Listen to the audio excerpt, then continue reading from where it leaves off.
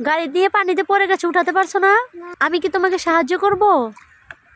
আচ্ছা ঠিক আছে, ধরো, হাত ধরো। হাত ধরলে কি উঠে আসতে পারবে? গাড়ি ধরতে হবে।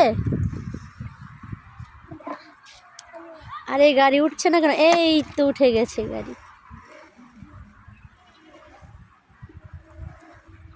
গাড়িতে এবার উঠে গেছে।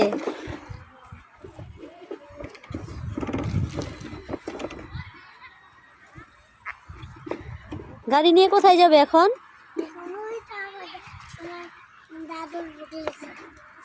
তোমার দাদুর কাছে যাবে? তোমার দাদু কোথায়?